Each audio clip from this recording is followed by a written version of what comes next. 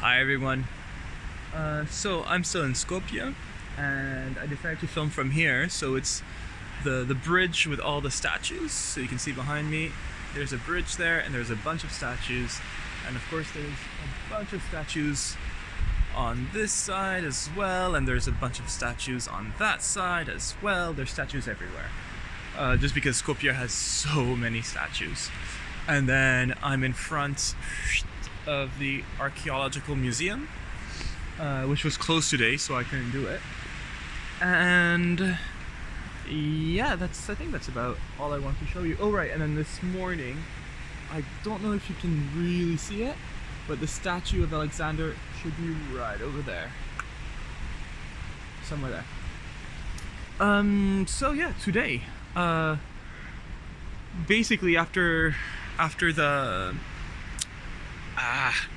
making the video, I just waited for the group. So I went to a bakery, got something to eat, and then waited around and found the tour guide. And then there was a family of 4 that joined me, and there was two parents and then a daughter who was in university, and a daughter who I think was in high school. And they were from Spain, so we all sort of were there. And then the guide was talking to us for a little bit, and as he was talking, like a bunch of street dogs came over. Like I want to say about 4 or 5 came over. And what's funny about the street dogs in Skopje is that they're tagged. They have a tag here, and then the guide explained to us that if they're tagged, like the city's trying to do this, like trying to take care of this, because it's kind of a problem that there's, I think he said 10,000 stray dogs in the city. And so what they're doing, they're tagging them, but as soon as they're tagging them, they're giving them all the shots, they're castrating them, and just releasing them. And then he told us, like, no, the dogs are going to follow us the whole tour. Like, they do this all the time just because they figure people are going to give them food. Groups are going to give them food. And so yeah, it was kind of fun. So sometimes they would be like in front of us just because they knew where we were going. But yeah, they were a bit annoying because they were always in the way. Like they were just going through you and or I guess past you and through your legs and things like that. And then they went nuts at one point because it was a cat. And then they started attacking this other dog because they didn't know him. And so yeah. Oh right, and then they go nuts as well for bicycles. Like when they saw a bicycle, they would just chase it down. And then they did the same thing for cars. They would just bark at cars and it's just like, they're not with us, but you know, they were just following us. So people were looking as if it was our problem, but we're like, we don't know this. But anyways, that's later on. So yeah, we were 5 in the group, and then the guide was like, it's a pretty small group. You know what? I'll call the other tour company, see how many they have. And he calls them. He's like, okay, well, you know what? I'm not gonna do this tour. You're gonna go over there. I told him you were coming, and you're gonna do the tour with him. We're like, okay. So we go to this other guy, and he does the tour with us. So then we were joined by 2 ladies from Argentina, and I guess one of them lives in Barcelona. And then I think they're sisters. I don't know. I didn't really talk to them. And then yeah, they were just here on holiday. And then there was an older couple from Finland, and they were also here for a holiday. So it was a weird sort of mix of people, but it was kind of nice.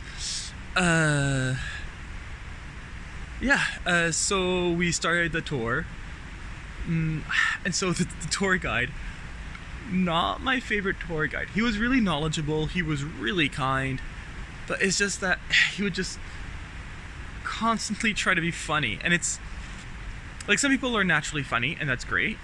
Some people are not, but like, you kind of read your audience. Like if you're doing really well and your audience loves you, go for it.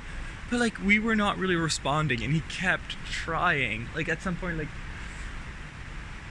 he was just telling us about, for example, about all the statues. He's like, yeah, I think somebody had stocks in the bronze casting industry. And we're all like, oh, okay. Like because there's so many statues, we're like, yeah, we get it. And then I don't know, it's just a lot of jokes like that. If it was just like every once in a while, you're like, okay, he's trying to lighten the mood, fine.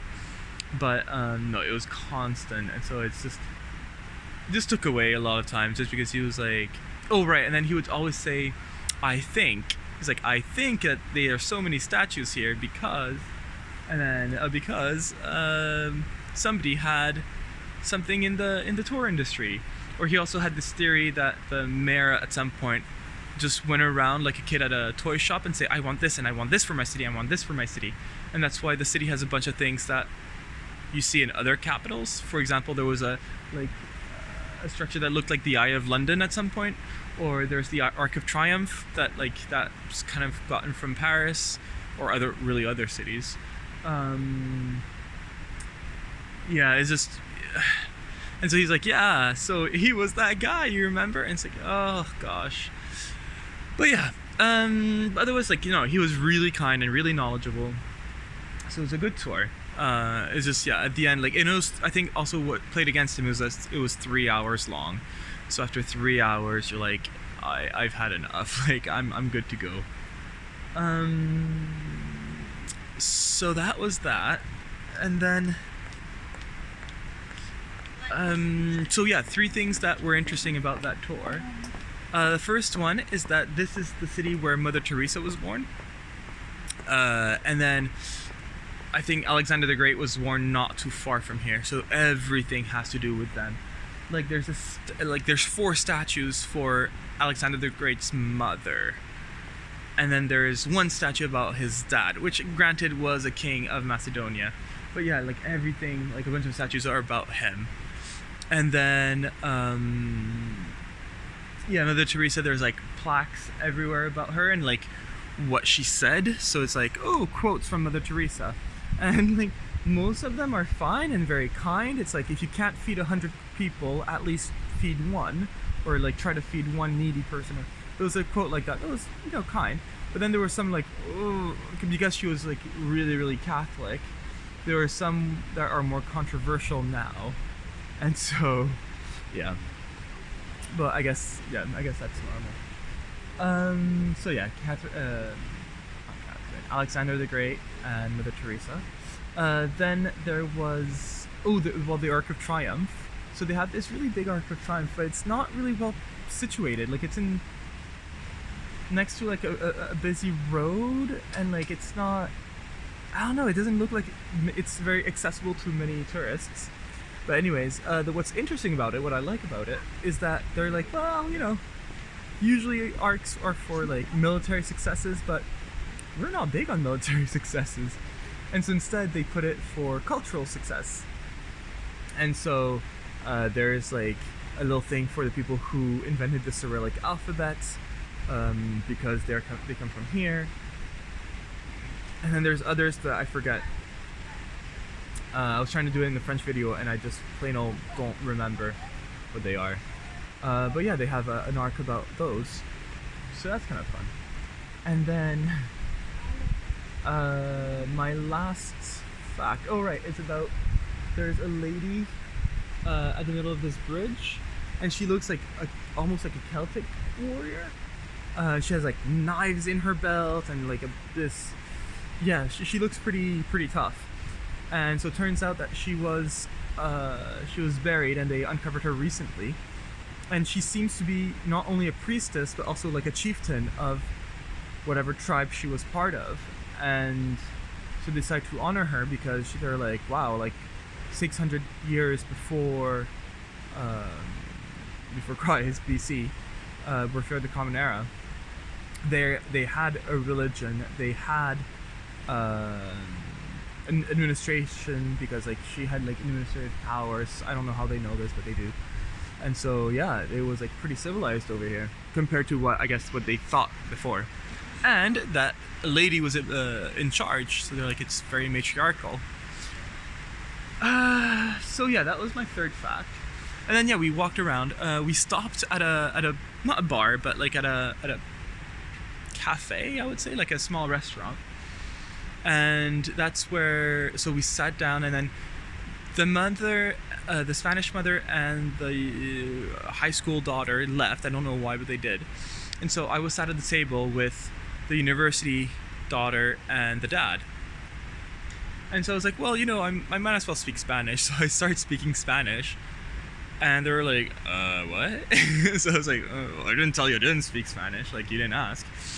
So no, we had a bit of conversation. Because, I would not have. But the dad had, like, a lot of trouble speaking English. Like, he just did not. So a lot of times, like, the daughter would have to translate for him. And so I was like, yeah, I'll be nice and speak Spanish to them. Yeah, it wasn't to just like, ha, look what I can do. It was more like, no, the dad did not know how to speak English well enough, and I don't, yeah. So no, it was kind of fun to be able to speak Spanish again. No, he's an engineer, and then she's studying informatics, like computing, but she's studying with Erasmus, and she's studying it in Macedonia. So her family was over to visit, and they're like, I would never have visited Macedonia unless it was for my daughter. Like, I have no interest in being here. Like, I would never have thought of it. So it was kind of interesting. And then when we left, I left my hat behind, which was not a good idea because it was quite cold. So when the tour was over, I went back to the restaurant, got my hat, and I was like, I'll just eat here. So I ate there, and especially he had recommended eating there. And so he had recommended there was like this meat that was like made really, really flat, and then there was cheese put on it, and then they roll it up, and then you can just like cut and eat it. And that, and then wrapped in bacon, and that was really nice. Served with like onions and different salads and fries. So that was kind of nice. And then you can have bread, but for like 30 euro cents more, you have cheese on top. And so you're like, all right, so that's what I had. It was quite nice. I think both of them were quite filling for me. And yeah, after that I left. I just walked about taking pictures if there was anything I had missed. But no, just I think the simple walkabout. But it is quite cold, so I didn't really linger. And yeah, just made my way back to the hostel, relaxed, had some tea, and then I'm out so I can get some food for tonight. Probably gonna have pasta inside, but I wanted to like have things to put in the pasta. And that's about it, and then I'll just head back. Oh right, and you get things for breakfast tomorrow.